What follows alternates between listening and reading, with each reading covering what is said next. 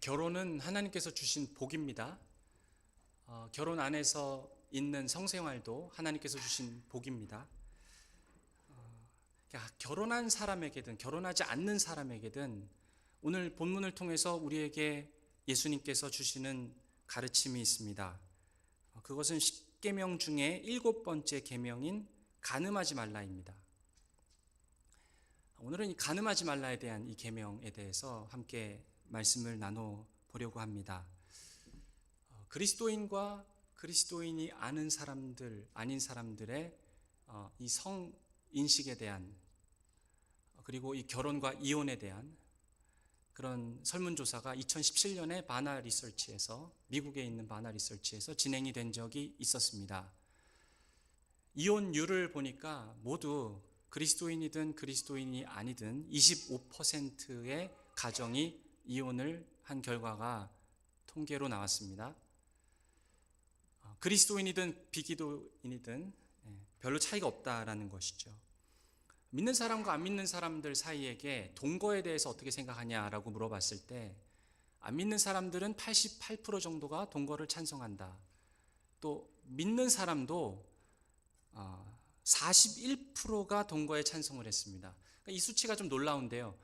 믿는 사람도 거의 절반에 가까운 사람들이 동거해도 괜찮다, 그렇게 답을 한 것입니다.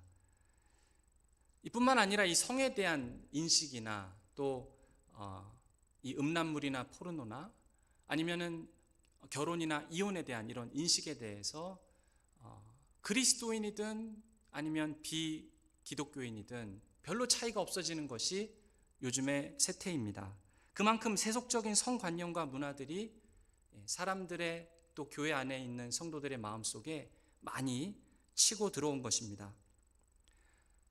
성적으로 너무 혼란한 그런 이야기들이 많이 진행이 되고 있는 이 사회 속에서 그리스도인들은 어떻게 해야 될까요? 다시 성경을 붙들어야 됩니다. 성경에서 무엇을 가르치는지 들어야 됩니다. 오늘 저도 이 말씀을 준비하면서 이 성과 결혼과 이혼과 이런 부분들에 대해서 말씀을 다시 보면서 이게 이런 거였어? 라고 저도 좀 놀란 부분들이 있습니다. 성경에서 정말 뭐를 가르치는지, 오늘 본문 27절에 보면은 예수님께서 이런 말씀을 하십니다.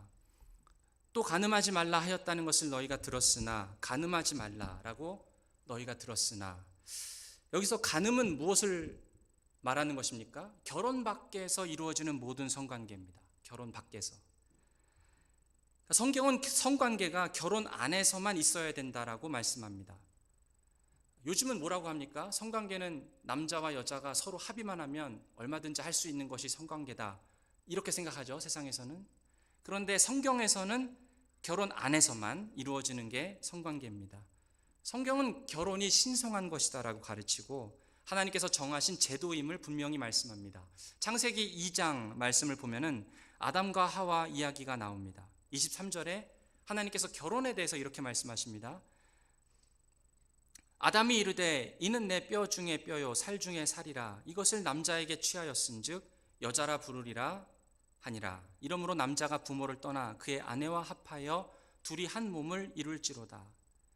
하나님께서 남자와 여자를 합해서 한 몸을 이룬다라고 했을 때 그것을 결혼이라고 하시는 것이죠. 결혼을 통해서 하나의 존재가 됩니다. 하나님께서 그렇게 보시는 것입니다, 결혼을. 요즘은 싸우기도 하고 성격차 이런 것으로 인해서 이혼을 해서 법원에 가서 도장을 찍고 갈라선다 할지라도 하나님은 어떻게 보신다고요? 여전히 그 커플을 결혼한 관계로 보십니다. 왜냐하면 예수님께서도 마태복음 19장에서 말씀하셨습니다. 하나님이 짝지어 주신 것을 사람이 나누지 못한다. 이것은 사람이 법원에 가서 법적으로는 이혼한 관계라 할지라도 하나님 보시기에는 여전히 결혼 관계가 두 사람 사이에 성립이 된 걸로 보신다라는 것이죠. 24절에 한 몸을 이룰지로다라고 할 때 이 한 몸이라는 단어는 함께 맞붙다라는 단어입니다. 부부가 결혼을 하면은 두 사람이 하나가 됩니다. 예를 들어서 나무 토막 두 개를 붙이려면은 접착제를 쓰죠. 본드를 씁니다. 이 접착체 역할을 하는 것이 성관계입니다. 그러니까 성관계를 맺으면 부부는 하나가 된 것이고 그 부부의 결속력은 그 성관계 때문에 굉장히 강해지는 것이죠. 이 성경은 구약부터 신약에 이르기까지 결혼 안에서만 성관계를 해야 된다. 그러니까 혼전에도 하는 것을 간음이라고 하는 것이고요. 결혼한 다음에 자기 아내나 남편 말고 다른 사람과 관계를 맺는 것도 간음이라고 하는 것입니다. 왜 그렇습니까? 고린도전서 6장 13절을 보면은 몸은 음란을 위하여 있지 않고 오직 주를 위하여 있으며 주는 몸을 위하여 계시느니라. 하나님께서 우리 몸을 창조하실 때 음란을 위해서 짓지 않으셨습니다. 분명히 말씀하셨습니다. 우리 몸은 음란을 위해서 지어진 것이 아닙니다. 고린도전서 6장 16절을 보면은 창녀와 합하는 자는 그와 한 몸인 줄을 알지 못하느냐. 일렀을 때 둘이 한 육체가 된다 하셨나니. 여기서 말하는 것 중요한 것은 왜 창녀라는 비유를 사도 바울이 썼냐라는 것이죠. 하루라도 같이 자면 그 창녀와 같이 잠잔 그 사람은 어떻게 됩니까? 거기에 강한 접착제로 붙는 것 같은 일이 생긴다는 것입니다.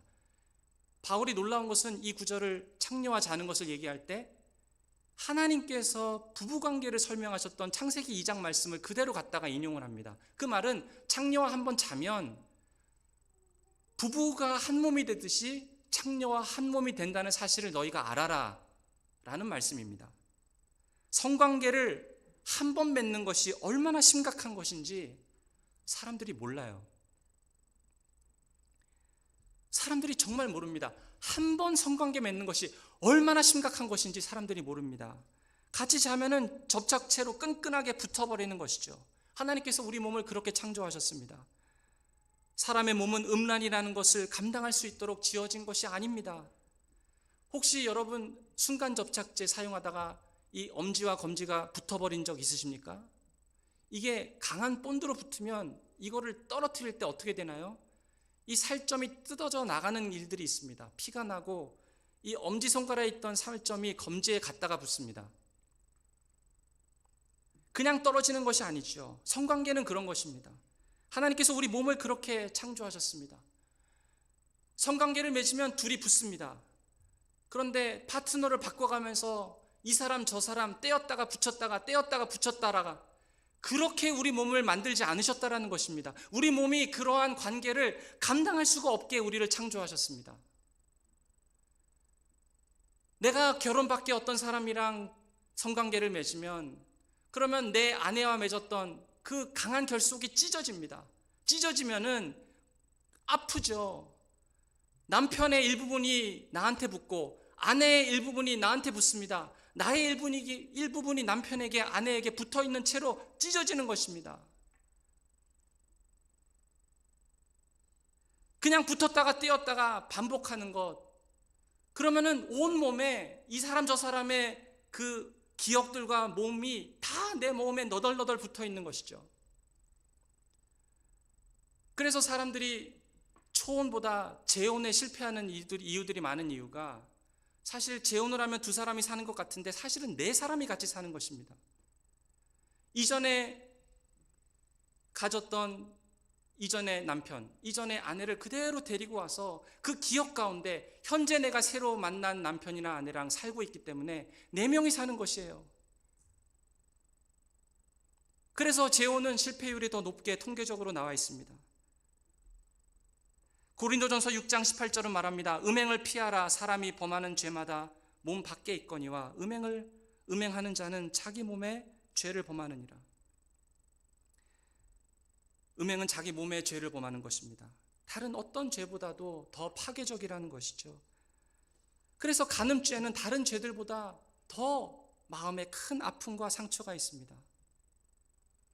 이거는 결혼 관계 안에서 이런 간음이 발생하는 것뿐만 아니라 결혼 전에도 아직 결혼을 하지 않은 사람이 파트너를 바꿔가면서 성적인 그런 즐거움을 누린다라고 했을 때 겉으로 볼 때는 내 몸 아무것도 없는데 깨끗한데요 라고 생각할 수 있지만, 그러나 사실은 많은 남자들과 많은 여자들과 그런 성관계를 맺었다면 거기에 대한 파편들이 내 몸에 그대로 붙어 있다라는 것입니다.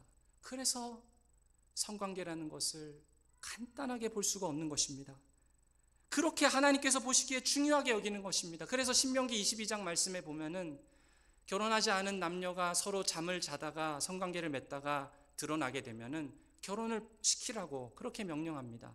그만큼 한 번 성관계를 맺으면 평생 같이 살라고 말씀하시는 그 하나님의 마음이 무엇이겠습니까?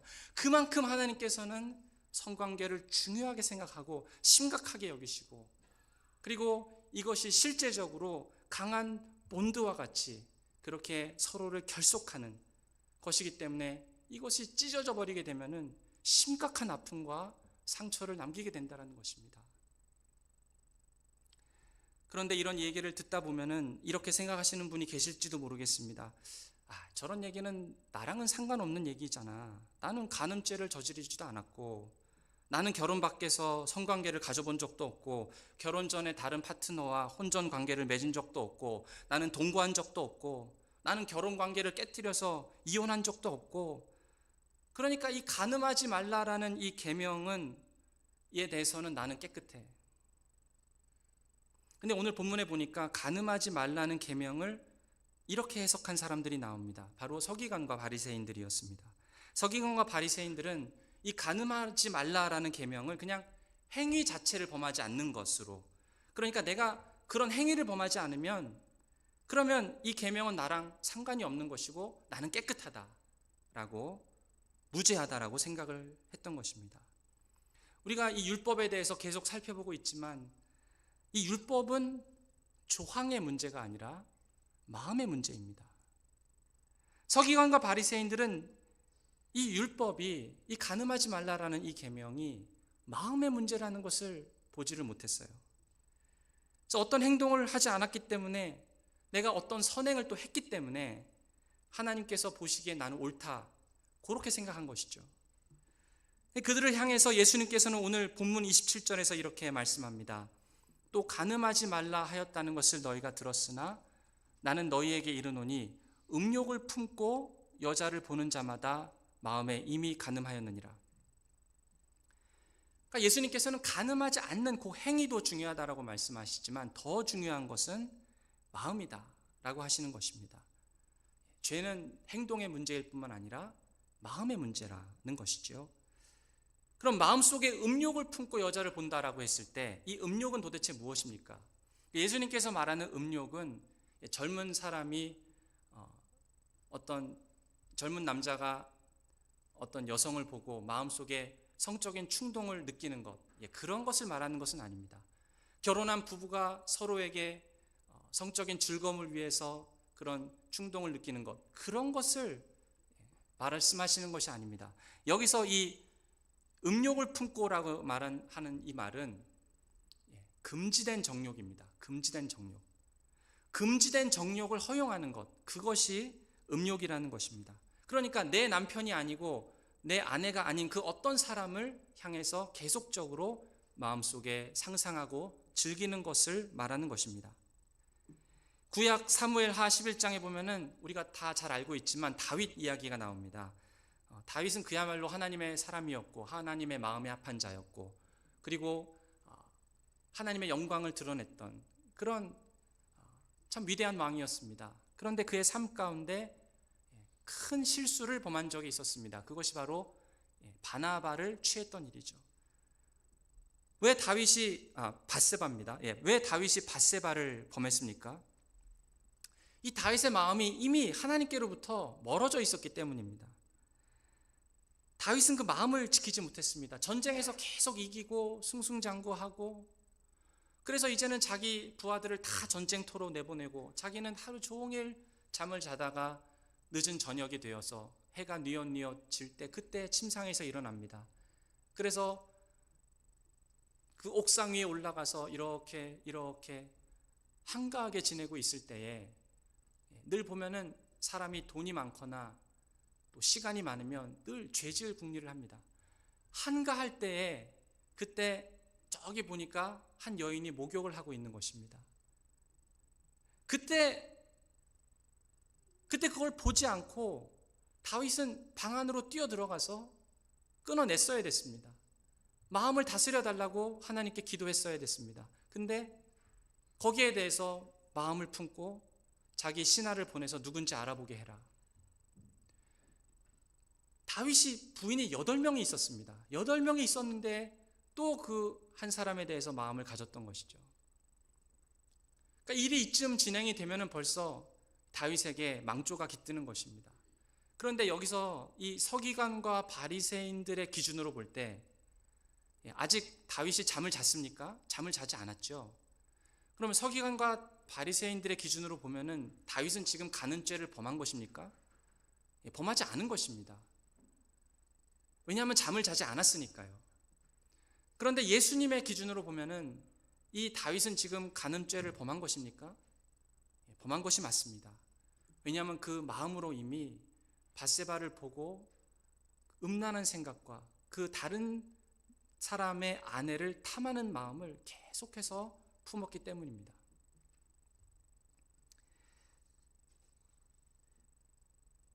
왜 이 결혼 밖에 있는 어떤 여자를 탐하고 남자를 탐하는 것일까요? 이 간음하고자 하는 그런 마음 깊숙한 곳에는 이 탐심의 죄가 있습니다. 탐하는 것이죠. 근데 그 탐하는 것에 더 깊이 들어가 보면 거기 뭐가 있냐면은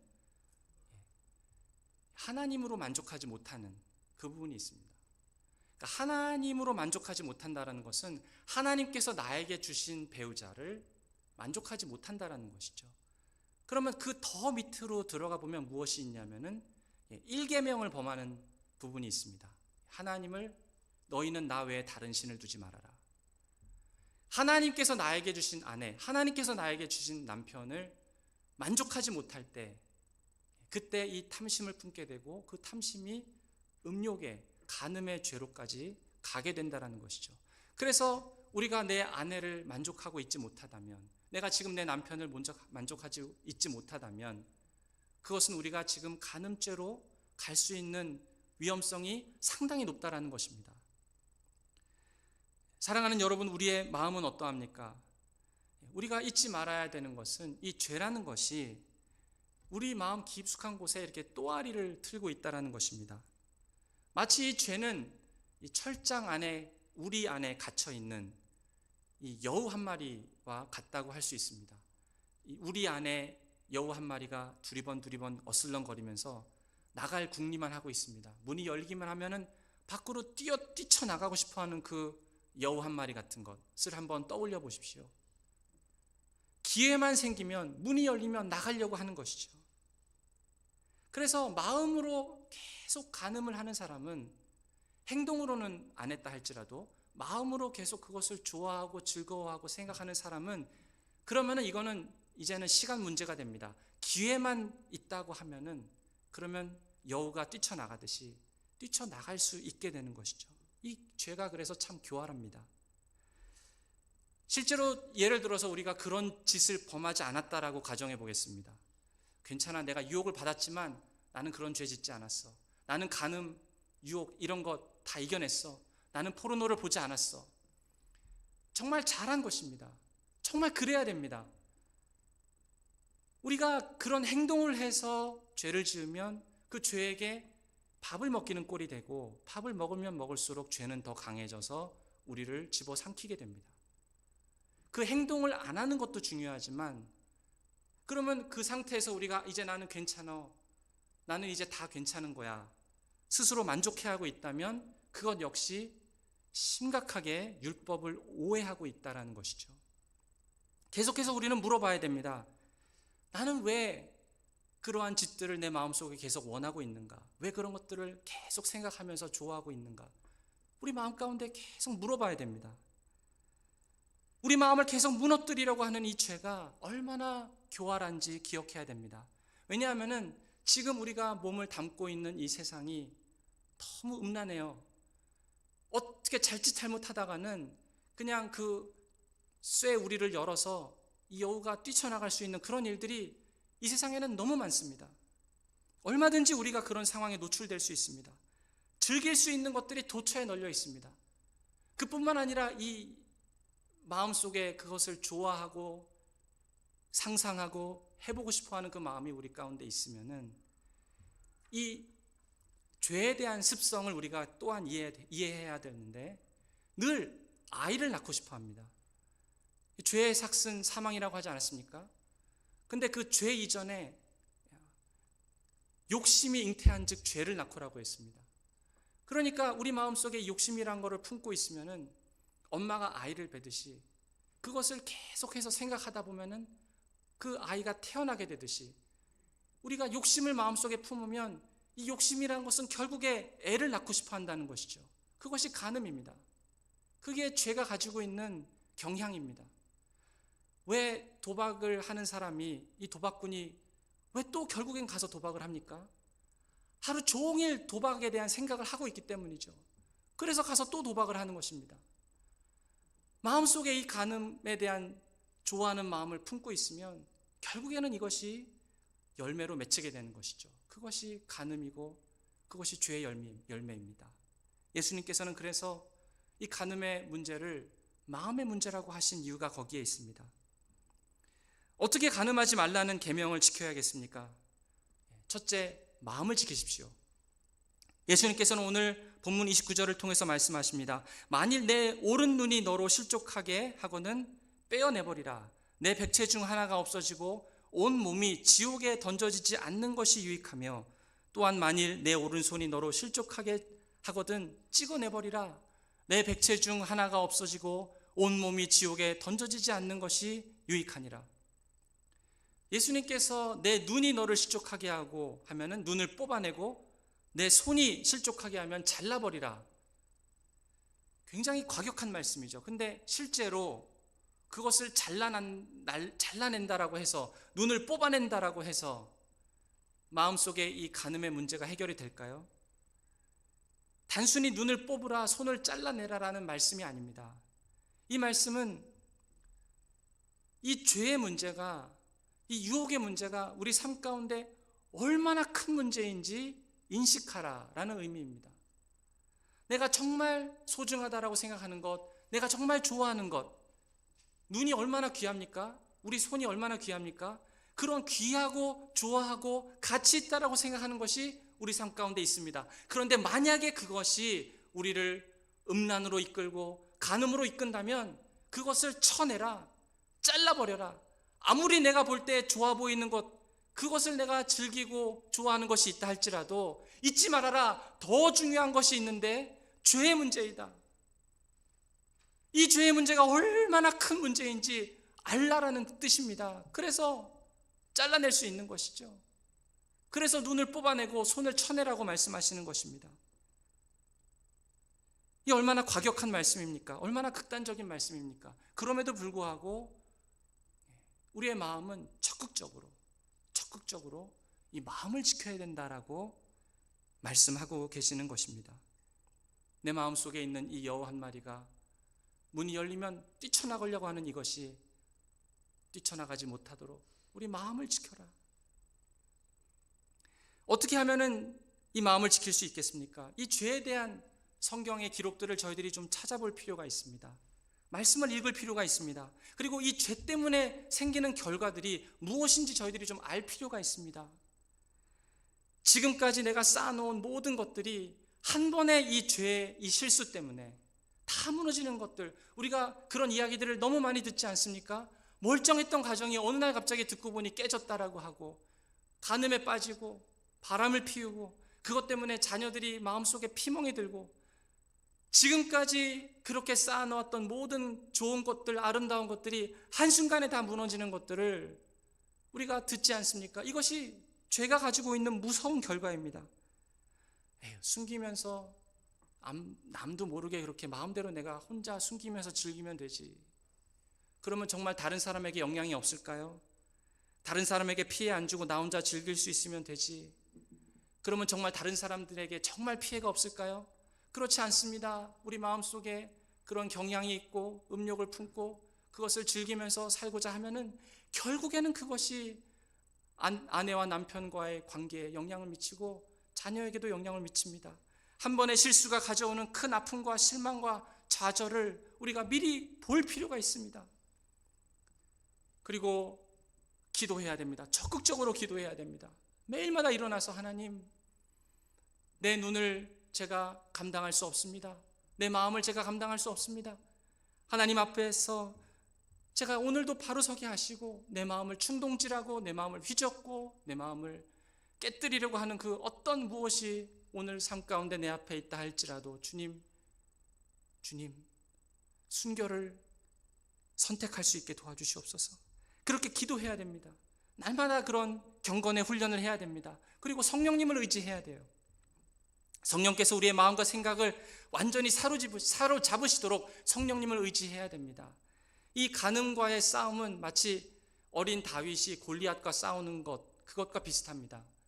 도저히 싸워서 이길 승산이 없죠. 그런데 이 간음이라는 것도, 음욕이라는 것도, 이것을 우리가 싸울 수 있는 그런 힘이 우리에게 없습니다. 어느 누구도 없습니다. 그런데 다윗은 골리앗과 싸워서 이겼습니다. 왜 이겼습니까? 그의 마음이 하나님께 사로잡혀 있었기 때문입니다. 하나님께 사로잡혀 있었기 때문에 하나님을 의지할 수 있었고, 하나님께서 그 싸움에서 이기시는 것을 볼 수 있었던 것이죠. 우리가 이 간음과 이 음욕의 문제와 우리가 씨름을 해야 된다면 성령 하나님을 의지해야 됩니다. 성령께서 우리의 마음을 사로잡으셔야 됩니다. 안 그러면 방법이 없어요. 로마서 8장에 보면은 12절에 그러므로 형제들아 우리가 빚진 자로 돼 육신에게 져서 육신대로 살 것이 아니니라. 너희가 육신대로 살면 반드시 죽을 것이로되 영으로서 몸의 행실을 죽이면 살리니. 성령에게 사로잡히게 될 때 우리가 이런 일들을 경험하게 됩니다. 우리가 이 육신에 있는 이 음욕을 죽일 수 없지만 그러나 성령께서 죽이십니다. 성령께서 우리의 마음을 사로잡을 때 이것이 가능하다라는 것이죠. 그래서 어떻게 우리가 이 성령에 사로잡힐 수 있습니까? 정기적으로 성경을 읽고 그리고 기도하는 생활을 하고 교회에서 제공하고 있는 그런 훈련 프로그램들을 열심히 참여하시기 바랍니다.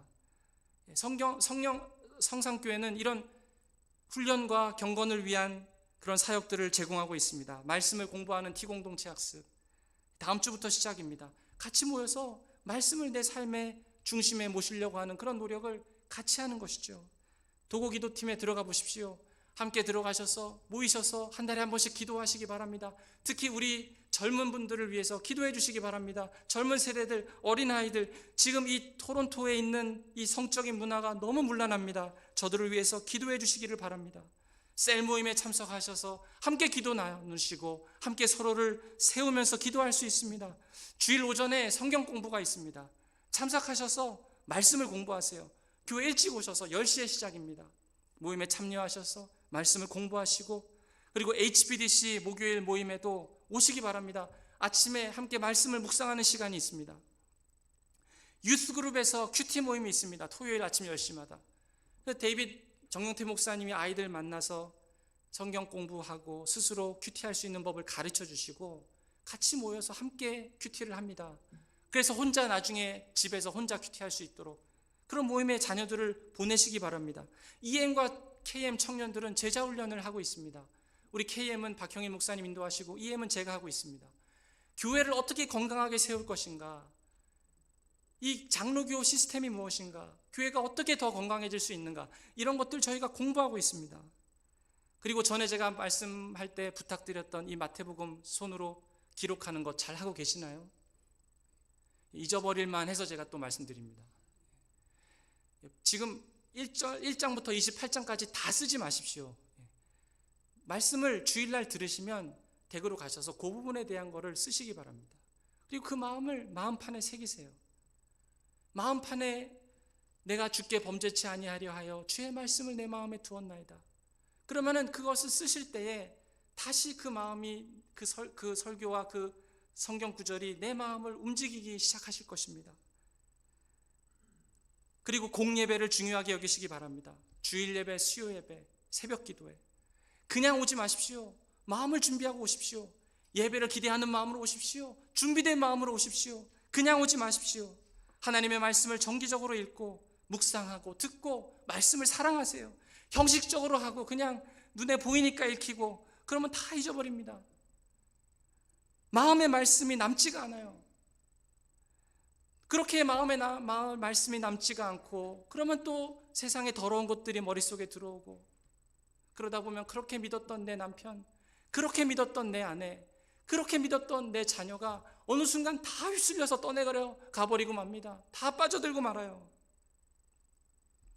그래서 시험에 들지 않게 계속해서 우리의 마음을 지켜야 됩니다.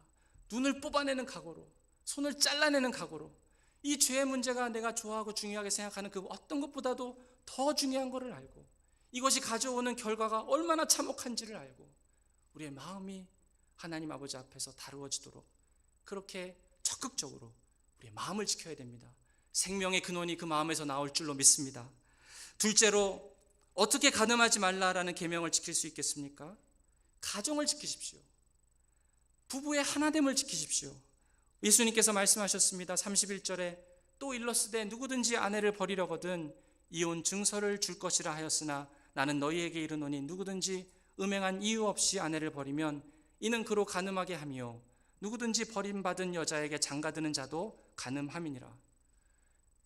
이 모세의 율법을 보면은 이혼을 할 때 이혼 증서를 주라고 기록되어 있습니다. 왜 이혼 증서를 주려고 했냐 하면, 여자들이 당시 구약 당시에 이혼을 어떤 이유에서 이혼을 하는 경우가 있으면 이 여자분들은 사회적으로 약자였습니다. 그래서 자기 생계를 감당할 수가 없어요.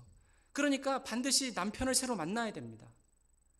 그래서 이혼 증서를 써주면은 그 이혼 증서를 가지고 있는 여자들은 다시 남편을 만날 수 있었습니다. 이게 법적으로 연약한 여자들을 보호하는 것이죠. 그런데 그 율법의 정신이 왜곡이 돼가지고 바리새인들과 서기관들은 이걸 어떻게 썼냐 하면은, 자기가 아내를 볼 때 마음이 안 들잖아요. 자기가 아내를 볼 때 만족을 못하겠다라고 느끼면 그냥 버립니다. 근데 이혼 증서를 써주는 것이죠. 그래서 겉으로는 이혼 증서 써줬으니까 나는 율법을 어기지 않았다, 요러고 앉아 있는 것입니다. 이런 사람들이 율법 이혼 증서를 그런 식으로 쓰고 있으니까 서기관과 바리새인들은 그 율법의 뒤에 가서 살짝 숨는 것이죠. 자기 마음대로 아내를 버리고 이혼 증서를 써줬으니 이 이혼은 합당하다라고 그러고 있는 것입니다. 그래서 예수님께서 보고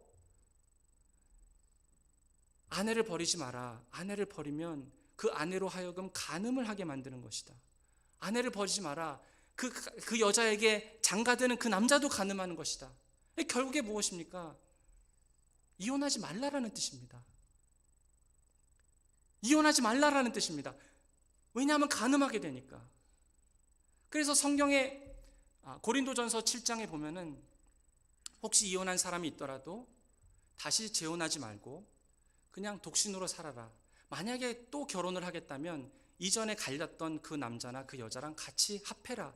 그렇게 가르칩니다. 왜 그렇습니까? 사람들은 본인들의 결정에 의해서 도장 찍고 법원에 가서 이혼을 한다라고 할지 몰라도 하나님께서 보시기엔 여전히 아직도 부부라는 것입니다. 하나님이 짝지어 주신 것을 사람이 나눌 수 없어요. 그런데 하나님께서 보실 때 이혼을 허용하시는 경우가 있습니다. 이거 아주 예외적인 건데 오늘 그 얘기를 예수님께서 하시는 거예요. 간음인 경우에 남편이 바람을 피고 아내가 바람을 폈을 때, 그러면 그 배우자는, 당한 사람은 영적인 죽음을 맞습니다. 이거는 이 한 사람의 책임이 아니에요. 자기가 원하지 않지만 남편이 바람을 피고 아내가 바람을 피면 그것 때문에 엄청난 고통 가운데 들어갑니다. 거의 죽는 것 같이 힘든 것이죠. 그 부분에 대해서 예수님께서는 예외적으로 말씀하신 것입니다. 근데 여기서 또 기억해야 될 것은, 그럼에도 불구하고 간음 때문에 이혼을 해야 된다라고 얘기하면 그건 예수님께서 허용해 주신다라는 거지, 그거는 예수님의 명령이 아닙니다. 간음했어? 그래, 그럼 이혼해, 이런 뜻이 절대로 아닙니다. 간음을 했어도 그러나 하나님께 여전히 붙들고 부르짖고 기도할 수 있다는 것입니다. 하나님, 내 남편이 지금 저러고 다니고 있습니다. 내 아내가 저러고 다니고 있습니다. 그 잘못된 관계를 다시 폐해 주시고 없애 주시고 주님 도와주세요. 그러면 하나님께서 은혜 주셔서 다시 그 가정이 합칠 수 있도록 은혜를 주신다라는 것입니다. 포기하지 말아야 된다라는 것이죠. 가정을 지키라는 것입니다.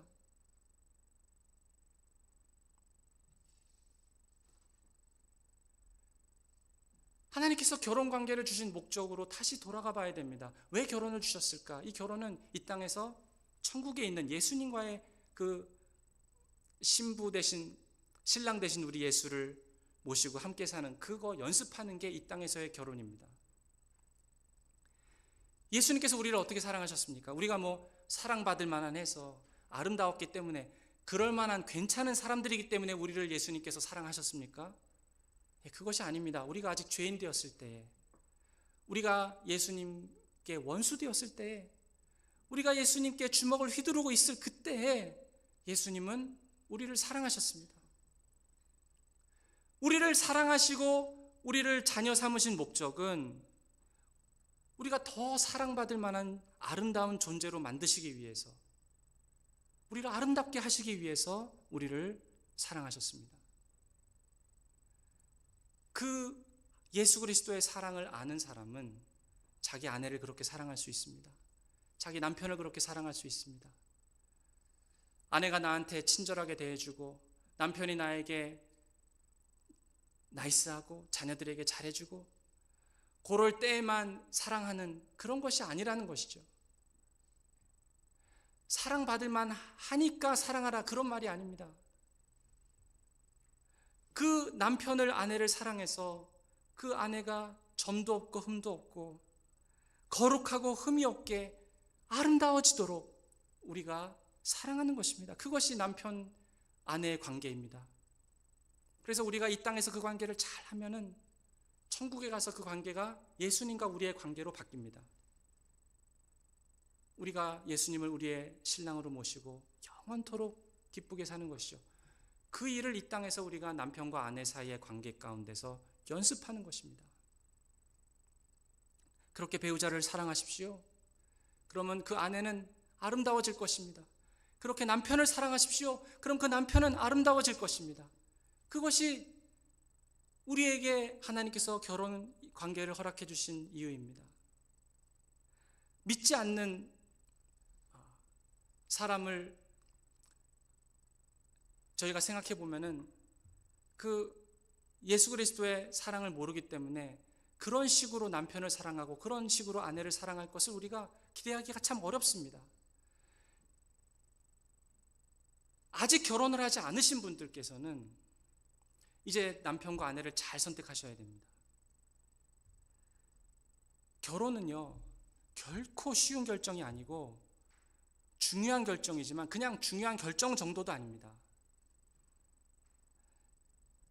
남편을 고를 때, 아내를 고를 때 정말 그 사람이 예수 그리스도의 사랑을 이해하고 그렇게 자기를 희생해서 그 사람이 어떤 사람이든지 상관없이, 그 사람이 나에게 어떻게 대해주든 상관없이 예수님께서 나를 사랑하셨듯이 사랑할 수 있는 그 사람, 적어도 거기에 대한 이해가 있는 사람, 그런 사람을 남편으로 고르시고 그런 사람을 아내로 고르셔야 됩니다. 세상 사람들은 결혼을 그냥 또 하나의 중요한 결정이라고 생각을 합니다. 차를 살 때 중요한 결정이죠. 집을 하나 살 때만 해도 굉장히 중요하게 결정을 합니다. 자기의 전공을 뭐를 정할지, 직장을 뭘 할지. 근데 보십시오. 그런 것들은 바꿀 수 있는 것들입니다.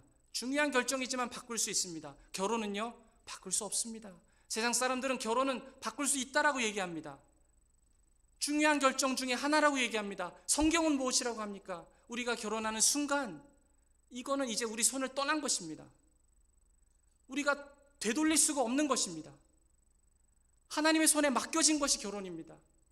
그렇기 때문에 결혼하기 전까지 많이 고민하고 많이 기도하고 중요하게 결정돼야 되는 것이 결혼이라는 것입니다.